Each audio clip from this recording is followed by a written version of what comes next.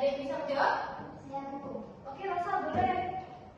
Kalau yang pertama itu sepertinya licin, jadi dia mudah jatuh karena gesekannya kecil. Lalu yang kedua itu kan di aspal Bu, jadi menurut saya itu gesekannya lebih besar karena kalau di aspal itu kan permukaannya kasar. Oke, baik. Nah, seperti yang jawabannya Rosa tadi telah menyinggung sedikit tentang gesekan. Melanjutkan materi yang kemarin, yaitu kita akan mempelajari tentang gaya gesek. Nanti praktikum kita tuh akan melakukan praktikum sederhana menggunakan bidang miring, teman-teman. Oke, nah sebelum itu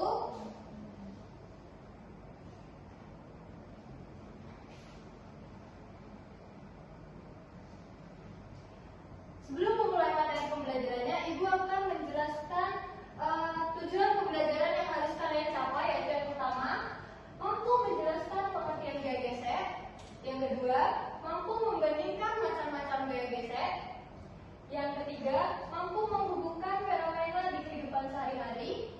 Dan yang terakhir yaitu mampu merumuskan dan mengukur gaya gesek. Oke, selanjutnya kita masuk ke dalam materinya ya. Di sini ada gaya gesek. Gaya gesek itu sendiri adalah interaksi antara dua molekul yang ada di permukaan. Nah, gaya gesek ini bisa berupa wujud cair, gas maupun padat. Nah, contohnya itu pada wujud padat itu ada gesekan antara ban mobil dan rem. Nah, Ibu ingin mendengar contoh gesekan di gas atau di udara. Ada yang bisa menjawab? Saya Bu. Oke, Salsa. Menurut saya contohnya pada pesawat dan udara yang bergerak. Oke, Salsa, benar sekali. Nah, kan pesawat terbang itu bergesekan langsung dengan udara. Itu merupakan gaya gesek itu akan menghambat atau menghilangnya energi. Selanjutnya kita akan rumus dari gesekan, yaitu gaya gesek adalah F sama dengan mu dikalikan M. Nah, mu ini sendiri adalah konstanta gesek.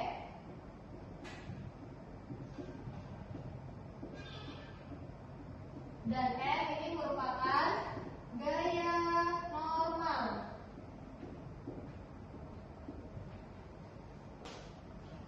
Dan untuk mencari mu sendiri, itu kita bisa pakai dibalik ya rumusnya di sini. Bisa mu sama dengan F per N. Bisa dipahami? Bisa. Oke, ada yang ditanyakan? Tidak ada? Tidak ada. Bu. Oke, selanjutnya di sini Ibu akan menjelaskan macam-macam gaya. Yang pertama itu ada gaya gesek statis. Nah, gaya gesek statis itu adalah gaya gesekan antara dua permukaan yang saling diam terhadap satu sama lainnya dan berlaku dari benda diam hingga akan bergerak. Jadi kesimpulannya, gaya gesek statis ini pada saat benda itu akan mau bergerak, itu adalah gaya gesek statisnya di situ. Nah, besar gaya gesek statis ini dipengaruhi oleh gaya normal. Gaya normal itu sendiri dan koefisien gesek ini tergantung pada permukaan dari benda tersebut, yaitu bisa dari licin atau kasarnya permukaannya.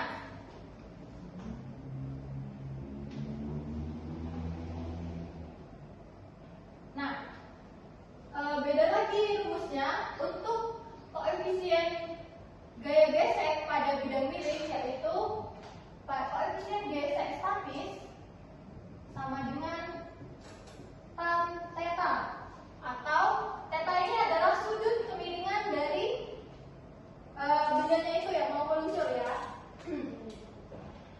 Untuk rumus gaya geseknya sendiri itu masih tetap sama, gaya gesek statis yaitu mu s dikalikan dengan gaya normal.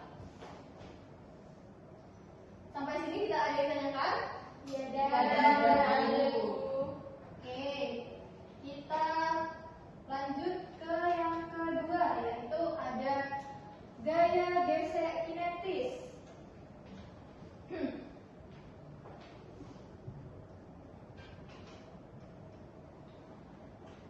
Nah, gaya gesek kinetis ini atau kadang disebut gaya gesek dinamis juga, itu merupakan gesekan yang terjadi ketika dua benda bergerak secara relatif sama yang saling bergesekan. Gaya gesek statis ini kinetis terjadi saat benda dalam keadaan bergerak. Jadi gaya gesek kan statis, tadi itu gaya geseknya mulai dari benda itu diam sampai akan bergerak. Nah, sedangkan kalau gaya gesek kinetis ini adalah saat dia udah mulai bergerak sampai dia berhenti di bawah bidang miring itu. Oke, sama seperti gaya gesek statis ya. Gaya gesek kinetis ini juga menggunakan rumus F sama dengan mu k dikalikan dengan m. Nah, selanjutnya itu ada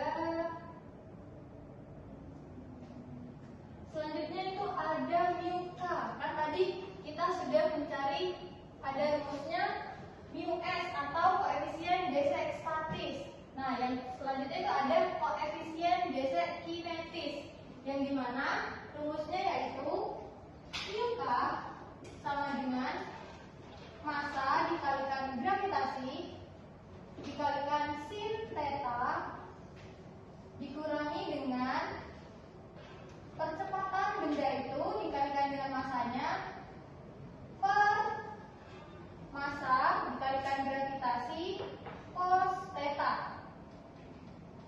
Oke, sampai di sini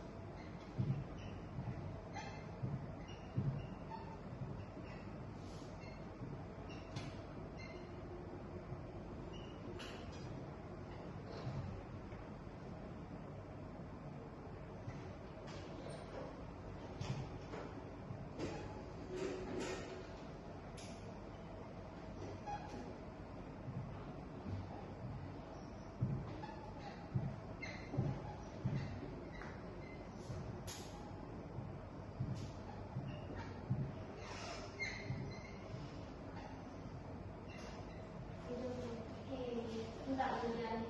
Benar ya. Apakah jawabannya ini benar atau sama dengan punya kalian? Oke, makasih ya Ibu udah juga banget. Oke, Ibu akan lanjut ke soal berikutnya ya. Ya, Bu.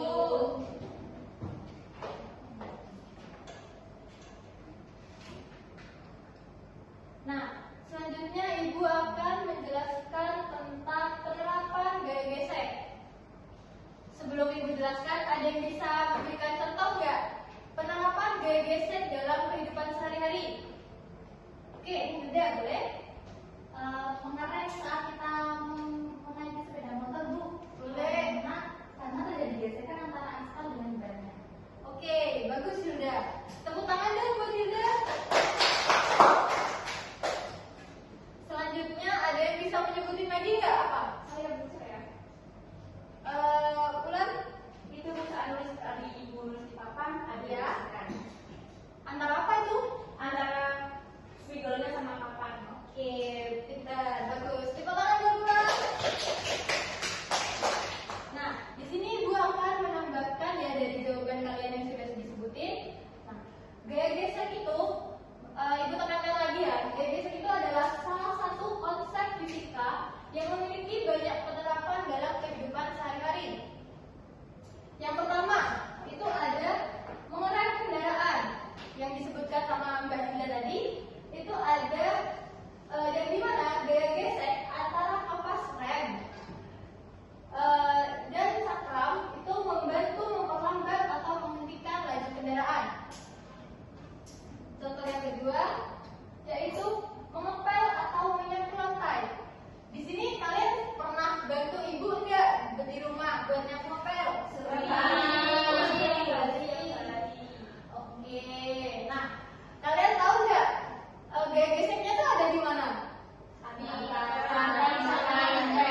Sama lantai. Oke, betul, di antara alat bersihnya atau pel-pelan atau sapunya dengan lantai. Nah, yang kedua itu, yang terakhir itu ada permainan basket atau permainan olahraga lainnya lah.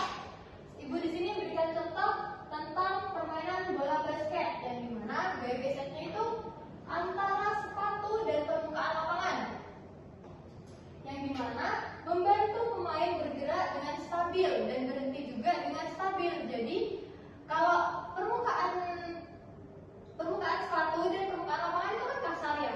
Nah kalau kasar itu kan jadi bisa nggak jatuh gitu gara-gara kasar karena ada gaya gesek yang lebih besar di situ. Apakah yang Ibu jelaskan paham?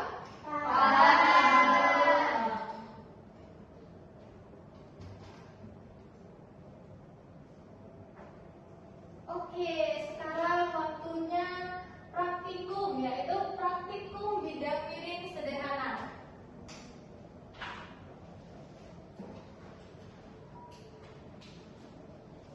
Nah, sebelum itu, Ibu akan membagi kelompoknya ya jadi 2 kelompok. Di sini Ibu bagi berdasarkan tempat duduk aja ya. Iya, Ibu. Kelompok satunya Hilda dan Tia sama Salsa. Kelompok 2-nya Yani, Rosa sama Wulan. Ini ya, Ibu bagi LKPD-nya, dibaca-baca dulu.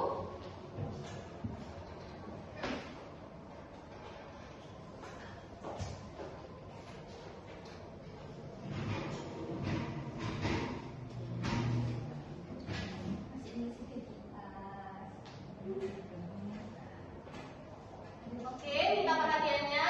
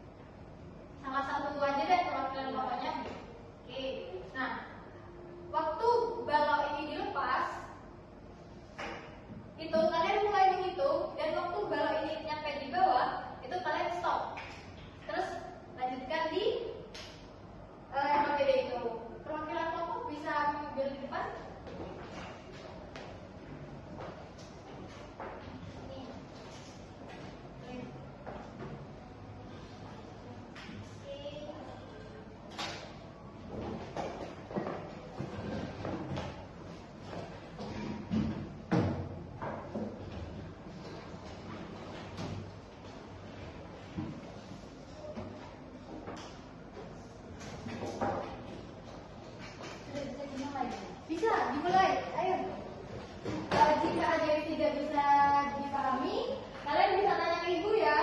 Ya Bu.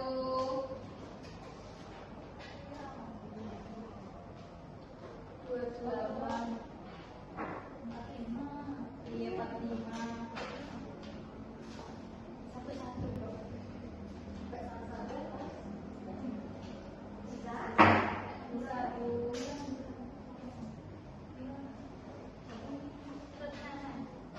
Pokok nenek, go. 1, 2, sama.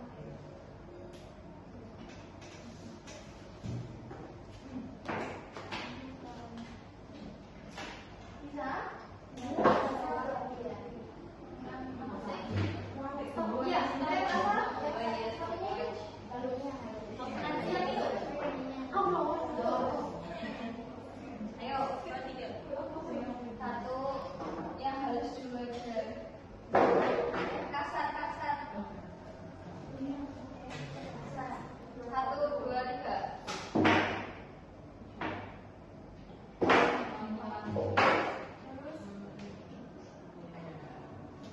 Bisa? Saya dulu yang seperti ini. Iya betul, bisa tahu waktunya. Tapi itu ada tabel tentang waktu ya. Sekarang yang halus. 2, 3.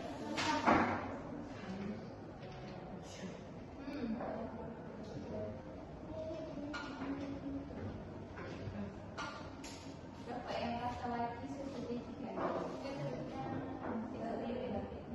Diputar, bisa putar ya?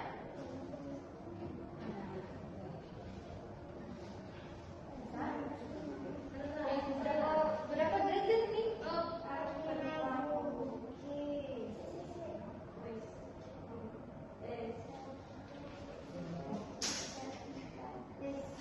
Ayo, yang angkat dulu.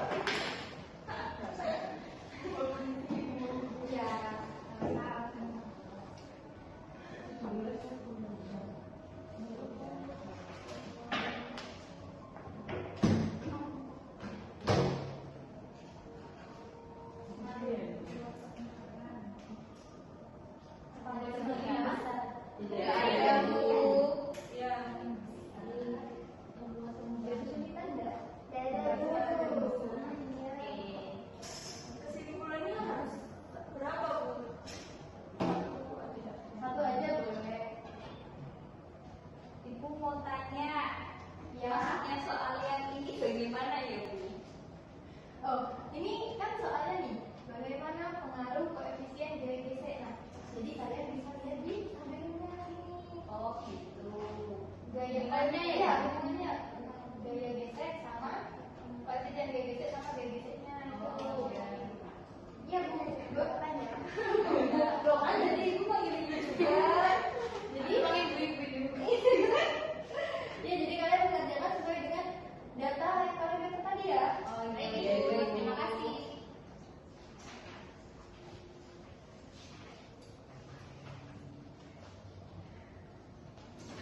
Apakah sudah selesai? Bentar Ibu, ada yang Bentar Bu. Oke. Ya, betul.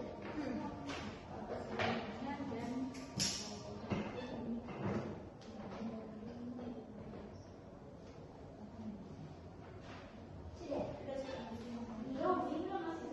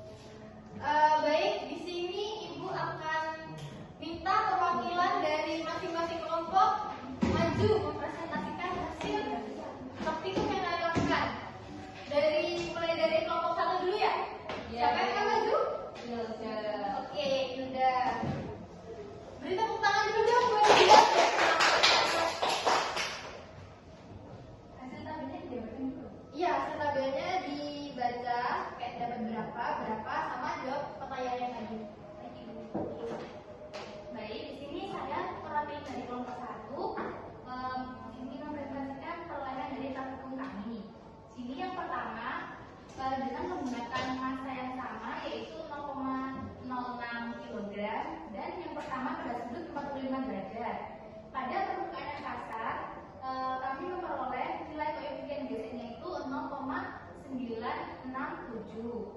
Nah, kemudian pada permukaan halus kami memperoleh koefisien gesnya itu 0,961. Nah, sedangkan pada permukaan kasar tadi koefisien gesek kinetisnya itu 0,406. Nah, kemudian koefisien gesek statisnya 0,42. Dan yang pada permukaan halus koefisien gesek statisnya itu 0,42 dan koefisien gesek kinetisnya itu 0,403. Nah, kemudian pada sudut 30 derajat pada permukaan kasar memperoleh koefisien gesekannya itu, yang koefisien gesekan statis itu 0,29 dan yang kinetis itu 0,289. Kemudian yang permukaan halus untuk perolehan koefisien gesekan statis 0,29 dan koefisien gesekan kinetisnya itu 0,288. Oke. Nah, kemudian untuk pertanyaannya yang pertama, bagaimana pengaruh ruang permukaan terhadap besar gaya gesek statis dan gaya gesek kinetis?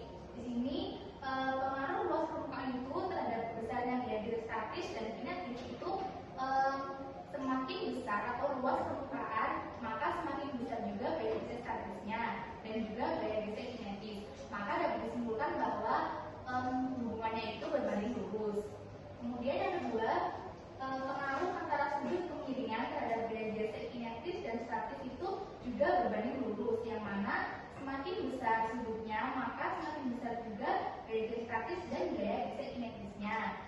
Kemudian yang terakhir, pengaruh koefisien gaya gesek statis dan kinetis dapat mempengaruhi gaya gesek statis dan kinetis, dikarenakan semakin besar koefisien gesek statis dan kinetis maka semakin besar juga gaya gesek statis dan kinetisnya. Oke, beri pause dong buat belajar ini. Oke. Selanjutnya dari kelompok 2, siapa nih? Yang mau maju? Oke, Rosa. Tepuk tangan dulu dong buat Rosa. Baik teman-teman, jadi hasil dari kelompok 2 itu masanya kan pakai 0,06 mikrogram. Nah, pada sudut 45 derajat yang posisi kasar itu terdapat gaya geseknya statis sebesar 1 dan untuk gaya gesek kinetisnya itu 0,94. Nah, kemudian untuk yang halus itu gaya gesek statisnya itu 1 dan gaya gesek kinetisnya itu 0,95. Dan yang kedua yaitu pada sudut 30 derajat yang kasar itu 0,57 untuk statisnya dan untuk kinetisnya itu 0,569 untuk kinetisnya. Dan yang halus itu statisnya itu sama yaitu 0,57 dan untuk kinetisnya itu 0,568. Nah, lalu bagaimana pengaruh luas permukaan terhadap besar gaya gesek statis dan gaya gesek kinetis? Itu berdasarkan hasil praktikum kami, itu pengaruhnya semakin besar luas suatu permukaan, maka semakin besar gaya gesek statis dan kinetisnya, begitu juga sebaliknya. Lalu untuk soal yang kedua, bagaimana pengaruh sudut kemiringan terhadap besar gaya gesek statis dan kinetis? Yaitu pengaruhnya adalah semakin besar sudut kemiringannya, maka semakin besar gaya gesek kinetis dan statisnya. Dan yang ketiga itu pengaruh koefisien gaya gesek statis dan koefisien gaya gesek kinetis mempengaruhi besar gaya gesek statis dan gaya gesek kinetis. Nah, berdasarkan hasil praktikum kami, itu semakin besar koefisien gesek statis maupun kinetisnya, maka semakin besar pula gaya gesek statis dan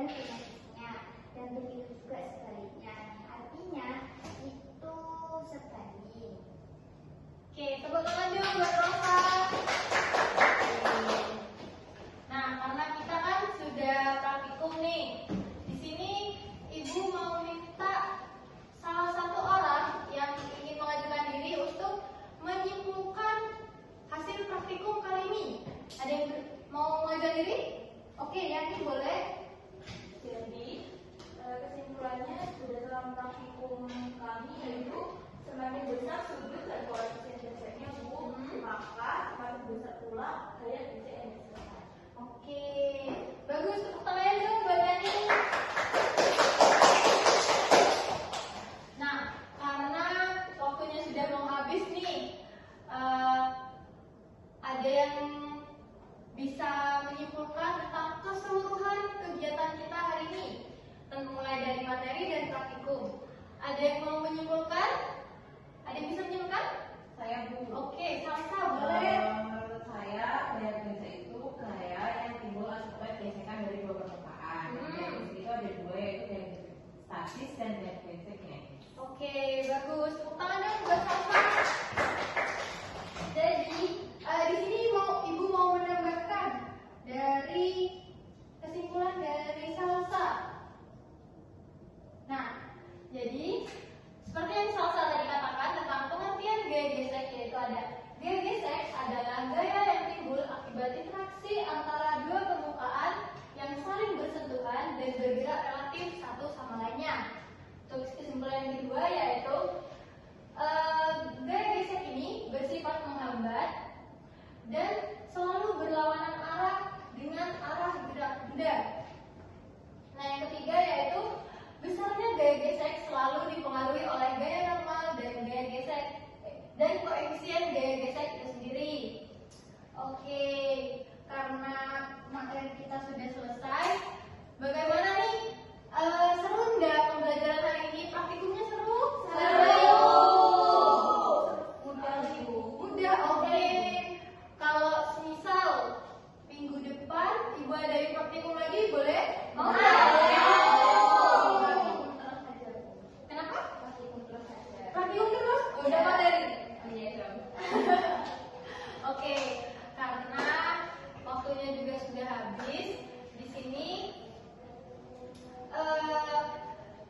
Ibu mau ngasih tugas nih, PR buat ngecek kalian bener paham nggak sama materi hari ini. Nih, jadi Ibu akan bagikan ya. Berapa soal, Bu? 5 aja kok, sedikit. Sekali, Bu. Oh, bentar, punya ulang ketinggalan. Sekali, Bu. Gampang kok, itu cuma 5 soal. Diskusi, Bu. Boleh diskusi sama temannya untuk mengerjakan bersama. Nah, dari Ibu,